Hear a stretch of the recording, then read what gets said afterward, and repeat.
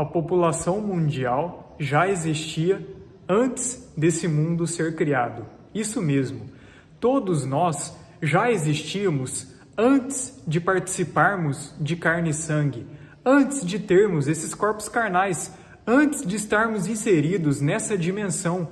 Nós já existíamos em espírito, na eternidade, com o nosso Criador. Quantas vezes que a gente já se questionou de por que estamos aqui, qual é o nosso propósito, qual é o sentido de vida, por que passamos por dores e sofrimento, de onde viemos, para onde vamos? Esses são questionamentos básicos da nossa existência. E ter esse entendimento de que nós já existimos é muito profundo, é muito revelador e esclarece muitas questões que nos questionamos durante toda a nossa caminhada aqui nessa terra. E nesse vídeo de hoje eu quero trazer o entendimento da pré-existência, que está em total harmonia com as Escrituras, com a Bíblia, por mais que ele tenha sido ocultado de nós. Mas nas próprias Escrituras estão as respostas, na palavra do nosso Criador. Eu vou dividir essa série em mais de um vídeo, mas nesse vídeo em específico eu quero citar aqui os textos que trazem esse entendimento de que já havia algo anterior, que nós éramos participantes diretos dessa realidade. Para começar, eu vou ler aqui o livro de Jó, que para muitos é apenas um livro poético, que contém muitas poesias e que nada lá é literal, porém é um livro muito revelador e esclarece muitas dessas questões que Jó inclusive questionava ao Criador, de por que ele passou por tantos testes, por que ele passou por tanto sofrimento. O Criador, por intermédio desse livro, esclarece muitas questões. Olha só, no capítulo de Jó 38, muitos teólogos e pregadores do sistema religioso dizem que o Criador estava sendo irônico com Jó. Mas ironia e sarcasmo não faz parte do caráter do Criador. O Criador apenas estava questionando perguntas que eram totalmente aplicáveis para a realidade de Jó. Veja só a partir do verso 4. Eu vou ler aqui. Onde estavas tu quando eu fundava a terra? Faze-mo saber, se tens inteligência. Quem lhe pôs as medidas, se é que o sabes? Ou quem estendeu sobre ela o cordel? Sobre que estão fundadas as suas bases? Ou quem assentou a sua pedra de esquina? Quando as estrelas da alva juntos alegremente cantavam, e todos os filhos de Deus jubilavam. Olha só que interessante esses questionamentos do Criador a Jó. Ele estava perguntando para Jó onde que Jó estava quando o Criador criava essas coisas. Onde que Jó estava quando seus filhos cantavam e estavam alegres. É porque Jó já estava em algum lugar. Por algum motivo, Jó não participou dessas questões. Ele não estava com os seus irmãos jubilando em festa, devido a algo que aconteceu nos céus, que eu vou destrinchar aqui durante essa série. E no verso 21 está essa revelação. Olha só o que está escrito. De certo, tu o sabes, porque já então eras nascido e por ser grande o número dos teus dias. Olha só, Jó já era nascido quando o Criador estava fundamentando a terra. Quando os filhos de Deus, os anjos, estavam jubilando, Jó já existia, Jó já era nascido, mas em outra realidade, em outro corpo, em outra dimensão. E a própria palavra em hebraico, no original, que se refere a nascido, é Yalad, e o significado é justamente esse, nascido, concebido, gerado, o que só nos mostra que Jó já existia nesse tempo anterior. E no próprio livro de Jó também há outros versículos que trazem esse entendimento. Olha só, Jó capítulo 8, verso 9. Porque nós somos de ontem e nada sabemos, porquanto nossos dias sobre a terra são como a sombra. A palavra original de ontem é temol, que significa antigamente, anteriormente, ou seja, nós somos anteriores à criação deste mundo. E os dias nossos aqui nessa terra são passageiros, porque nós somos seres espirituais participando momentaneamente de uma experiência de carne e sangue. Não nascemos, não começamos a existir neste mundo e neste corpo de carne e sangue, mas já existimos em espírito, na glória de nosso Pai. E esse texto também traz essa revelação. E sim, atualmente não sabemos de nada, porque nossas memórias foram apagadas para que passássemos por essa dimensão e esse teste. E eu vou esclarecer melhor ao longo dessa série o porquê de nossa memória ter sido apagada e porquê de estarmos em teste aqui nessa dimensão. Outro verso de Jó bem interessante que esclarece bem essa questão. Olha só: de pele e carne me vestiste, e de ossos e nervos me teceste.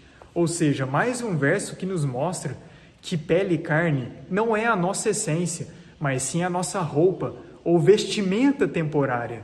Imagine um mergulhador quando ele mergulha no oceano.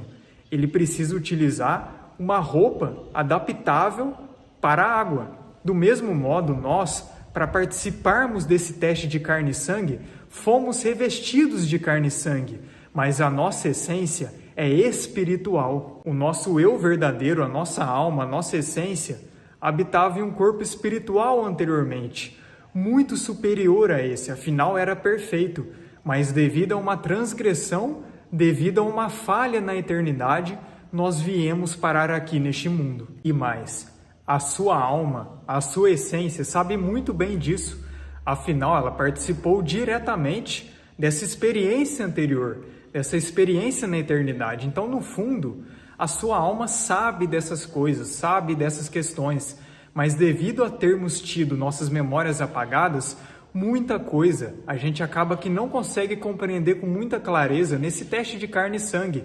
Estamos passando por uma amnésia, porém, aos poucos, algumas coisas são reveladas àqueles que abrem o seu coração para o Criador nos mostrar. Vou citar aqui mais um verso do livro de Jó, que nos mostra que Jó, assim como toda a humanidade, participou de algo anterior. Olha só, Jó, capítulo 19, verso 9.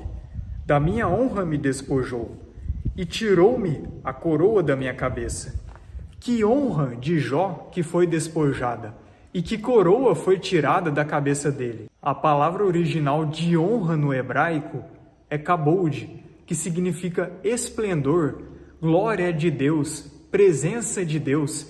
É essa honra que Jó um dia tinha, mas que por algum motivo foi retirada dele. E a coroa que foi retirada da cabeça dele é a coroa da vida, a mesma coroa que o nosso Messias, o nosso Salvador, vai dar àqueles que se limparem, àqueles que seguirem a Ele, àqueles que vencerem esse teste. Por isso que em Apocalipse está escrito: ao que vencer, dar-lhe-ei a coroa da vida. E nós só vencemos esse teste tendo a fé no Messias, naquele que nos salvou, naquele que pagou esse grande preço por nós. E isso tem um motivo pré-existente. E agora eu vou citar aqui outros versículos de outros livros das Escrituras. Olha só o que está escrito em Hebreus 2,14. Lembra que eu falei que estamos em teste, participando de carne e sangue? Então veja só o que fala. E visto como os filhos participam da carne e do sangue, também ele participou das mesmas coisas, para que pela morte aniquilasse o que tinha o império da morte, isto é, o diabo, e livrasse todos os que, com medo da morte, estavam, por toda a vida sujeitos à servidão. Olha só o termo utilizado, participante. Participar de algo indica uma condição temporária e não a nossa essência. Por isso que nós não somos de carne e sangue. Nós estamos temporariamente habitando em um corpo de carne e sangue para passarmos por esse teste aqui nessa dimensão. E assim como nós passamos por esse teste, o Messias, que um dia estava na glória do Pai, também veio aqui nessa dimensão. Mas ao contrário de nós, que transgredimos uma lei celestial, ele não. Ele foi perfeito em seus caminhos. Ele nunca errou. Ele foi inocente. E todo o pecado da humanidade caiu sobre ele. Mas para que ele pagasse esse grande preço, para que ele se sacrificasse por seus irmãos, ele teve que vir aqui nessa dimensão, para nos libertar dessa condição caída, de corpos carnais e corruptíveis, para um dia podermos voltar para a nossa casa, para a glória do Pai, e herdarmos corpos incorruptíveis e a imortalidade, que só o nosso Salvador que pode nos conceder. E a própria palavra no original de participante é koinonel e indica essa condição temporária. Veja só esses outros versos que também contêm essa palavra.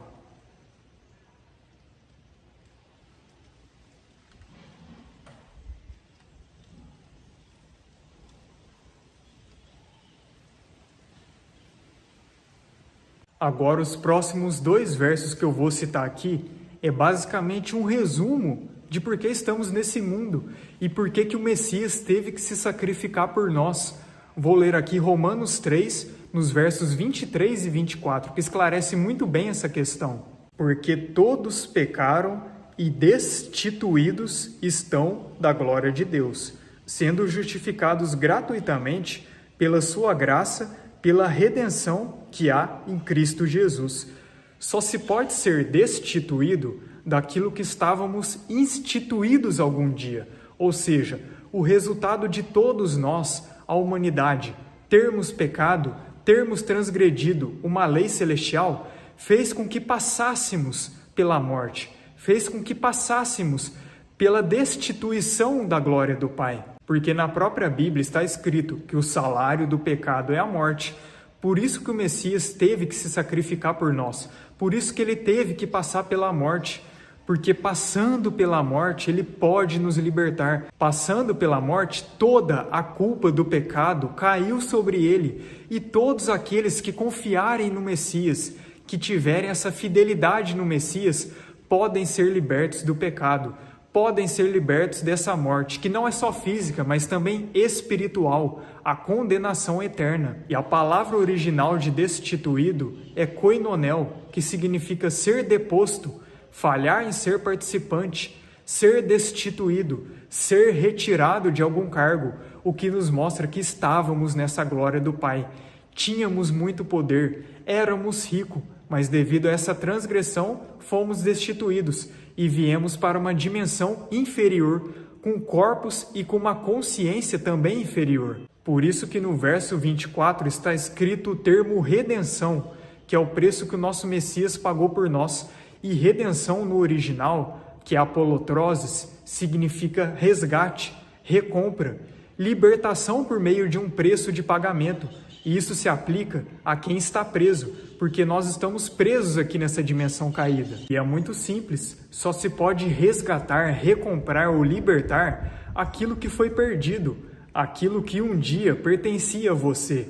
Por isso que o nosso Criador, em seu infinito amor e sua infinita misericórdia, enviou seu Filho, o nosso Messias, para nos libertar, para nos resgatar dessa condição que estamos inseridos atualmente, porque ele nos deu uma nova chance. Então essa redenção que o nosso Messias pagou é atemporal e remete desde algo anterior, desde o pecado que nós cometemos anteriormente a essa dimensão e também aos pecados que nós cometemos aqui nessa dimensão caída, aqui nessa condição atual que nós estamos.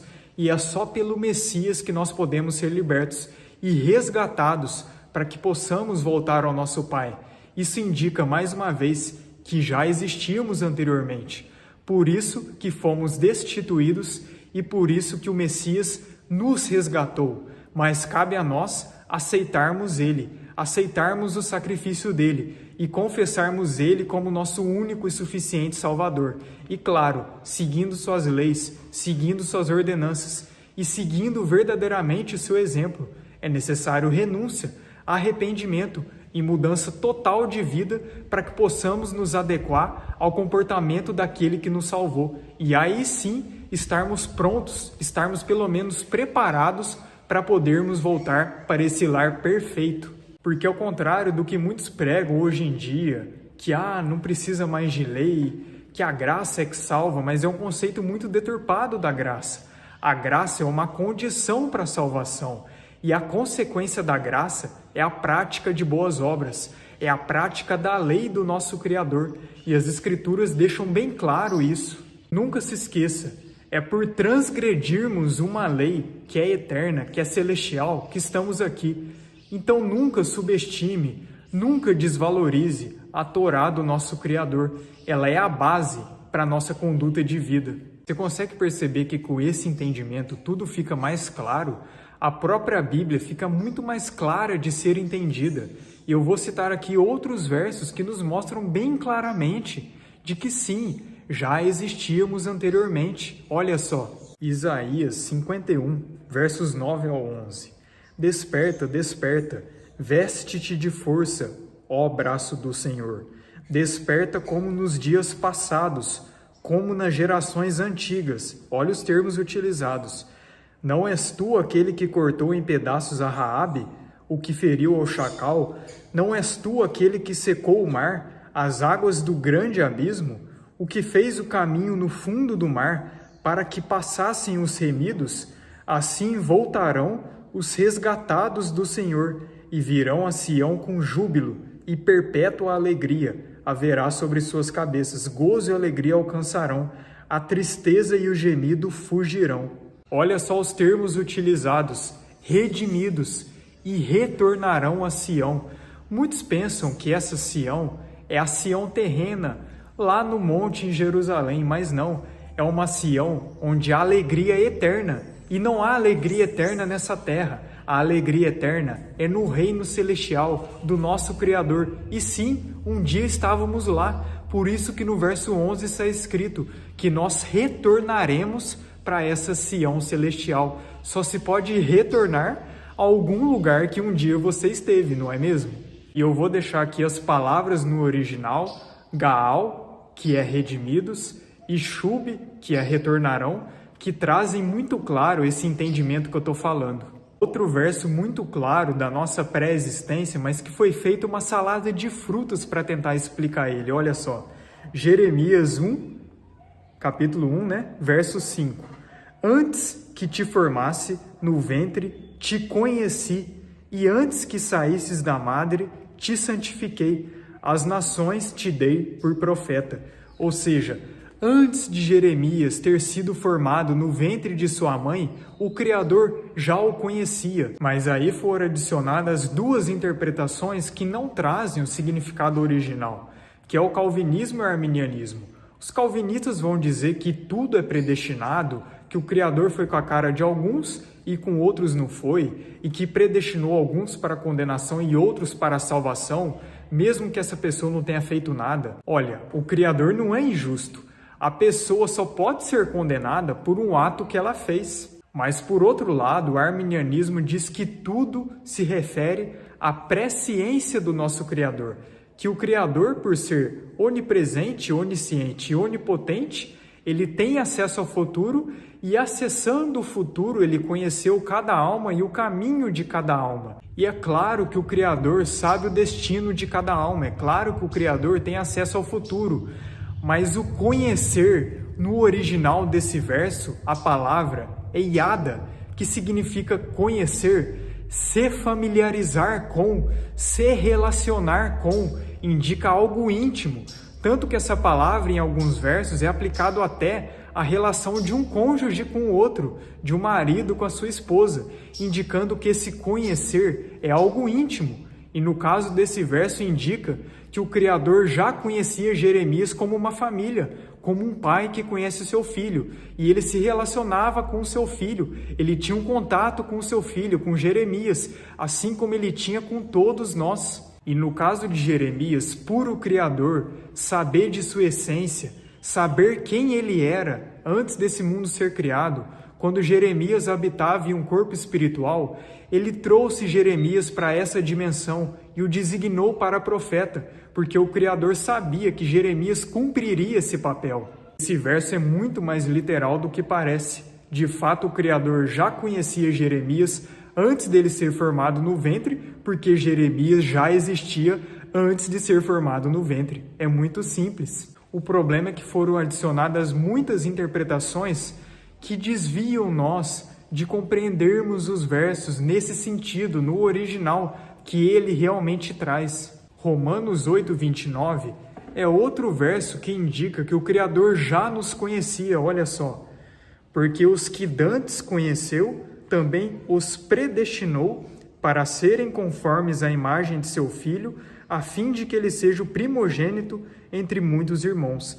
E a palavra original de conhecer nesse verso, que no caso agora é grega, é prognosko, que indica também um relacionamento, uma convivência. E na continuidade de Romanos 8, 29, assim como está escrito em Efésios 1, nos versos 4 e 5, o Criador nos predestinou para agirmos conforme o exemplo de seu Filho, o exemplo do nosso Messias.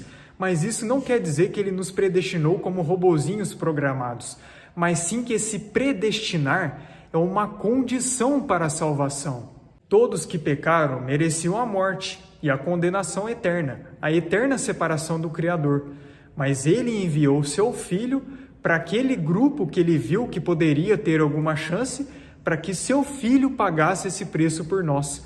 E todos aqueles que seguirem o seu Filho, que seguirem Yeshua, que limparem suas vestes através do sangue dele, que seguirem verdadeiramente o exemplo dele, esses são predestinados para a salvação. Assim como aqueles que não seguirem o nosso Salvador, esses são predestinados para a condenação, porque eles não vão ter seus pecados remidos, eles não vão ter seus pecados lavados, e todo pecado tem que ser pago pela morte. Então sim, todos nós, humanidade, por mais que tenhamos errado na eternidade, o Criador nos deu uma nova chance por intermédio do nosso Salvador. E todos nós somos predestinados a agirmos conformes o exemplo dele. Mas não somos robozinhos programados, como se a gente não pudesse fazer nada para mudar o nosso destino. Nós temos sim o livre-arbítrio, mas esse livre-arbítrio que fez com que parássemos aqui. Porque escolher não seguir o Criador traz consequências, e essa consequência é a morte. Então essa predestinação para a salvação é a condição para a salvação que o Criador estabeleceu por meio de seu Filho. Imagine um barco que está predestinado para chegar numa ilha. Todos aqueles que estiverem dentro desse barco chegarão nessa ilha, mas todos aqueles que saltarem fora desse barco, esses não chegarão na ilha e perecerão no meio do caminho. Do mesmo modo nós, esse barco é o nosso Salvador, esse barco é o nosso Messias, e todos aqueles que seguirem ele e permanecerem com ele até o fim, vão voltar para a casa de nosso Pai. Mas aqueles que rejeitarem o Messias e rejeitarem o exemplo dele, esses perecerão e esses serão destinados para a condenação. Então essa predestinação é uma condição para chegar em determinado destino. E não que cada alma, antes dela nascer, antes dela existir, ela já está destinada para a salvação ou condenação sem ela ter feito nada. Isso seria injustiça por parte de nosso Criador, mas o nosso Criador é perfeito e justo. E toda alma que pecou, essa que deve pagar com seu preço. Essa que deve arcar com as consequências de seu pecado. Então é muito simples. Aqueles que seguirem o Messias são predestinados para a salvação. E aqueles que rejeitarem o Messias com a sua própria consciência, com o seu próprio livre-arbítrio, esses são predestinados para a condenação. Mas claro, o livre-arbítrio só trouxe problemas, só trouxe destruição. E para seguir o Messias nós devemos renunciar às nossas vontades, os nossos desejos, e nos adequarmos ao desejo e à vontade dele, que está totalmente alinhada com a vontade do nosso Criador. Por isso que nas Escrituras, do começo ao fim de Gênesis e Apocalipse, o Criador usa os seus servos para pregar o arrependimento. E o arrependimento é nós termos consciência de nossos erros e buscarmos o Criador com sinceridade, mudando totalmente de vida. Se não houvesse livre-arbítrio, não precisaria pregar arrependimento. O Criador já não decretou tudo, como diz o calvinismo? Então não faz sentido pregar o arrependimento se a própria pessoa já está destinada à condenação e não há nada que ela possa fazer. Entende que isso é totalmente contra a essência do Evangelho, a essência da mensagem? O próprio Messias disse: eu quis reunir Israel como a galinha reúne seus pintinhos, mas vocês não quiseram. Mas enfim, vamos para outros versos que também falam da pré-existência. 1 Timóteo 2,6 fala que o Messias pagou esse preço de resgate por nós. Mais uma vez a palavra resgate, que está em total harmonia com o verso de Romanos 3,24. Em 1 Timóteo 6, versos 7 e 8, olha só que interessante. Porque nada trouxemos para este mundo. Em algumas traduções está, porque ingressamos sem nada neste mundo. E manifesto é que nada podemos levar dele, tendo, porém, sustento e com que nos cobrirmos, estejamos com isso contentes. E a palavra original, que se refere a ingressamos, ou que nós trouxemos algo, indica que estávamos em algum lugar e fomos para outro. Olha só, a palavra original de ingressamos é eisperó, que traz o entendimento, trazer de, transportar de, levar, ou seja, trazer ou levar ou transportar de um local para o outro, o que indica que já estávamos em um local e fomos para outro. Já estávamos na glória do Pai e viemos aqui a esse mundo, só que viemos sem nada, porque fomos destituídos. Entende? Em nenhum momento nesse verso fala assim, porque passamos a existir nesse mundo sem nada. Não, estávamos em um local e viemos aqui para esse mundo sem nada. Outros versos que têm essa palavra no original traz esse entendimento de transportar ou de levar de um local para o outro.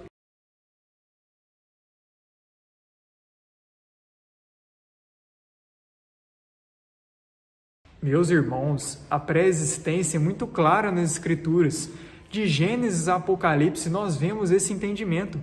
É muito revelador. E glórias ao nosso Pai por estar nos concedendo, devido ao seu amor e sua misericórdia, esse entendimento. Mas claro, é para quem abrir seu coração, e cada um tem seu tempo, e nós devemos sempre respeitar. E para quem está assistindo e não concorda com a mensagem, tudo bem, é um direito seu, mas pelo menos esteja de coração e mente aberta para ao menos ouvir a mensagem. Se você vai crer ou não, ore ao Criador, peça ao Criador discernimento que Ele vai te conceder, se isso vem dele ou não. O que eu posso te dizer é que entender isso esclarece muitas coisas. Na minha vida esclareceu, e eu espero que na sua também esclareça. Agora eu vou ler aqui Hebreus 11, que fala sobre os heróis da fé, a partir do verso 13. Todos estes morreram na fé, sem terem recebido as promessas, mas vendo-as de longe e crendo-as e abraçando-as, confessaram que eram estrangeiros e peregrinos na terra. Perceba esses termos. Estrangeiro e peregrino não é local de origem, não é a nossa real habitação. Só se pode ser estrangeiro e peregrino de um lugar que não é pertencente à sua origem, não é? Mas continuando. Porque os que isto dizem claramente mostram que buscam uma pátria. E se na verdade se lembrassem daquela de onde haviam saído, teriam oportunidade de retornar. Mas agora desejam uma melhor, isto é, a celestial. Por isso também Deus não se envergonha deles, de se chamar seu Deus, porque já lhes preparou uma cidade.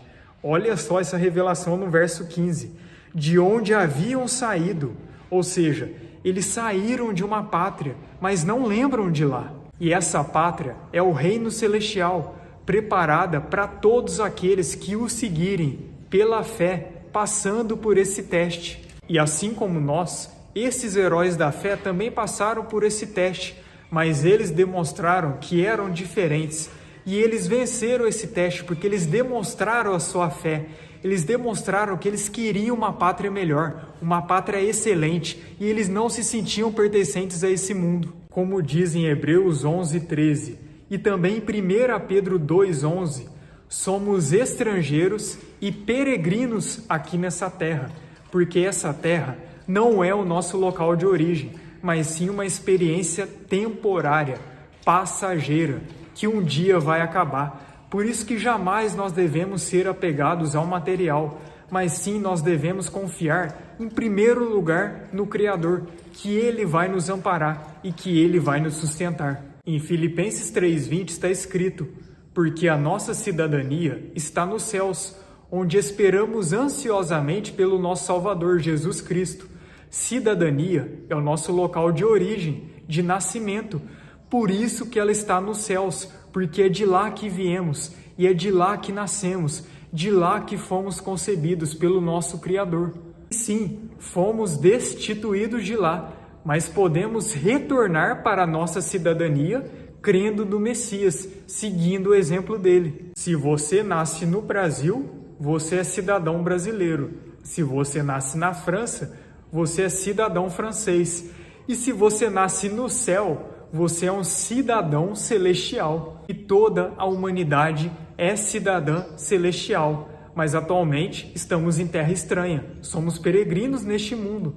Mas o Messias e o Criador quer que nos voltemos para eles, para que a gente possa voltar para esse lugar excelente, para a nossa real pátria, o local de nascimento, nosso local de origem e a nossa verdadeira casa. Por isso que o nosso Salvador disse: na casa de meu Pai há muitas moradas. O reino dele não é deste mundo, não é dessa dimensão.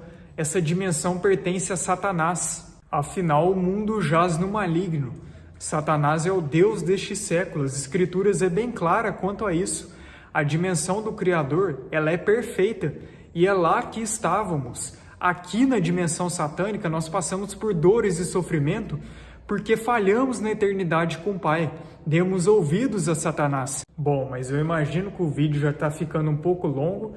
Então eu vou ler aqui outros versos que traz esse entendimento da pré-existência e aí eu já encerro o primeiro vídeo. 2 Coríntios 5, versos 18 ao 20. E tudo isto provém de Deus, que nos reconciliou consigo mesmo por Jesus Cristo e nos deu o ministério da reconciliação. Isto é, Deus estava em Cristo reconciliando consigo o mundo, não lhes imputando seus pecados, e pôs em nós a palavra da reconciliação, de sorte que somos embaixadores da parte de Cristo, como se Deus por nós rogasse. Rogamo-vos, pois, da parte de Cristo, que vos reconcilieis com Deus. Ora, só se pode reconciliar aquilo que um dia estava conciliado e que por algum motivo deixou de ser conciliado. E é exatamente isso que aconteceu com a humanidade. Mas por meio de Cristo, somos reconciliados com o nosso Criador. Ou seja, por meio de Cristo, por meio do nosso Salvador, temos uma nova chance. Basta abraçarmos ela. Romanos 5, versos 10 e 11. Porque se nós, sendo inimigos, fomos reconciliados por Deus pela morte de seu Filho, muito mais, tendo sido já reconciliados, seremos salvos pela sua vida. E não somente isto, mas também nos gloriamos em Deus por nosso Senhor Jesus Cristo, pelo qual agora alcançamos a reconciliação.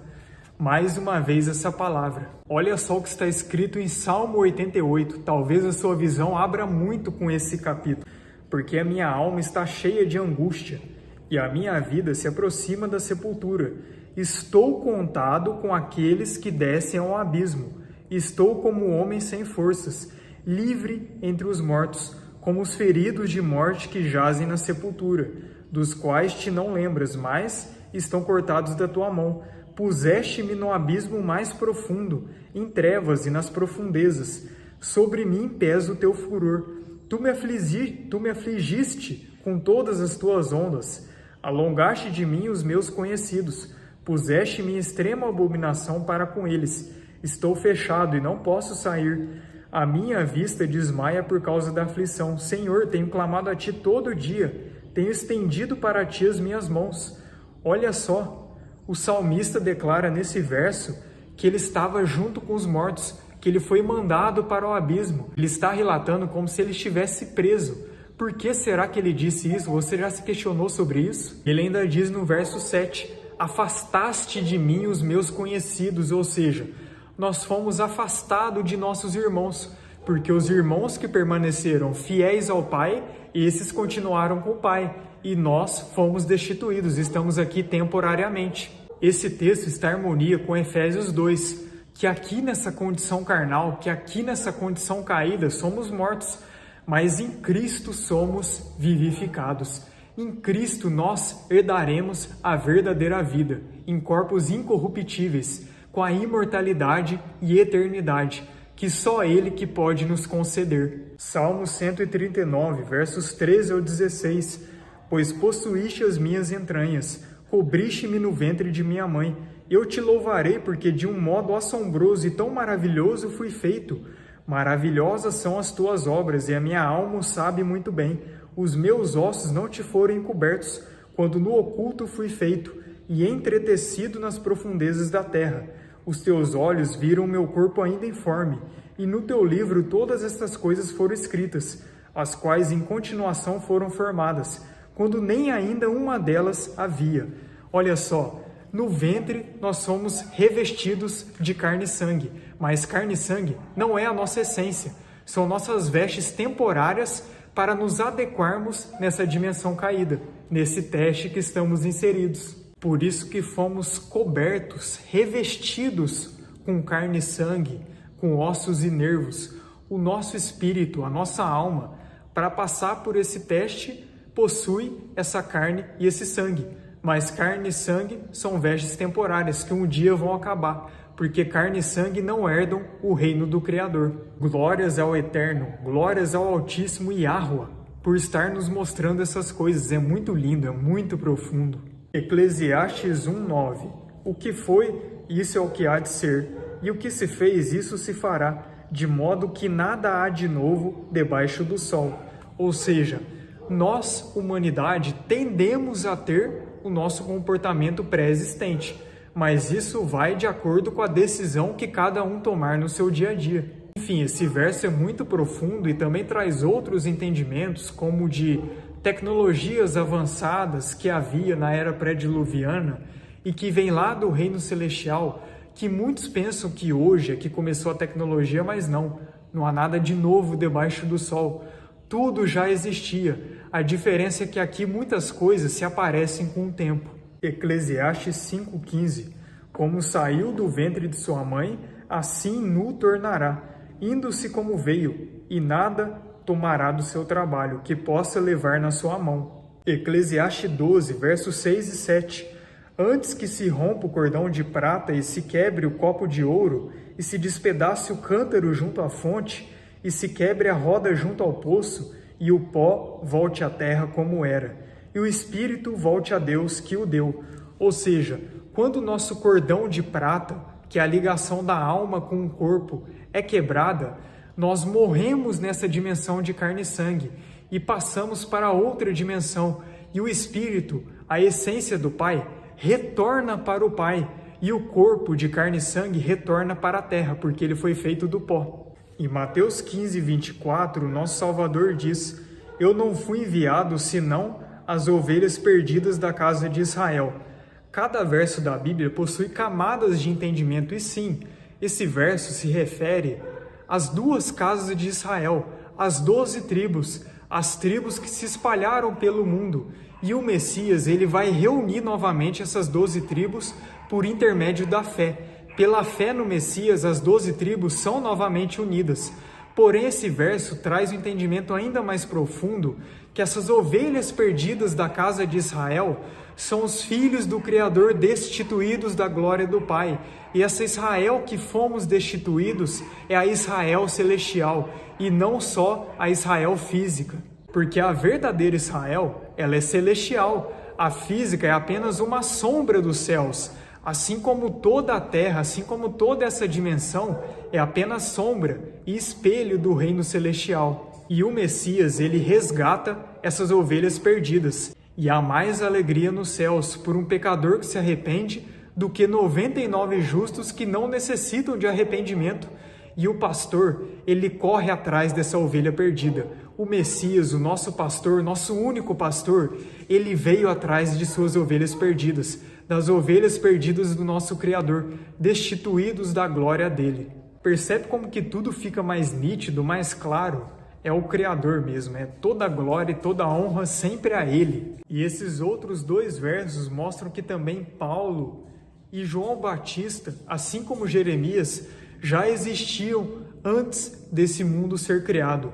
E o Criador separou eles desde o ventre, desde a eternidade, antes deles virem para essa dimensão. E é óbvio, como eu disse durante esse vídeo, assim como nós somos pré-existentes, o nosso Salvador Yeshua, obviamente, também é pré-existente. E tem muitos versos que trazem esse entendimento, que é muito claro.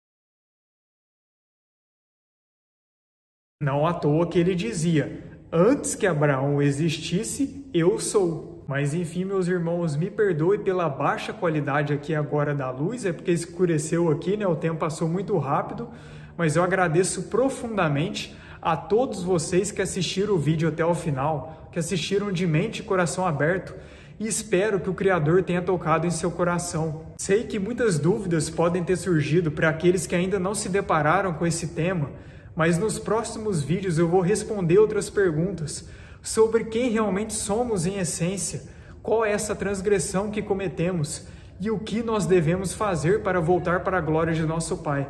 Mas nesse vídeo eu quis enfatizar de que nós somos pré-existentes, de que nós já existíamos e que as Escrituras deixam muito claro isso. E os servos do Criador ao longo da história sabiam dessas coisas. O nosso Messias, ele sabia muito bem disso. Mas durante muito tempo a religião ocultou isso, mas glórias ao nosso Eterno, que nos concede essas revelações. Afinal, estamos nos tempos finais, nesses tempos de revelações, tempos de apocalipse, e muita coisa que é oculta está sendo trazida à luz. Mas eu vou nessa, meus irmãos, vou trazer outros vídeos dessa série sobre esse tema. Comenta aí se você gostou, comenta aí sua dúvida, quem sabe eu posso esclarecer, e fiquem todos na paz de nosso Eterno. Que Ele sempre te abençoa e te conceda o melhor. E que Ele, por intermédio do nosso Salvador, possa te guiar de volta para casa. E que juntos nos unamos nesse mesmo propósito. Que assim seja. Fiquem todos na paz.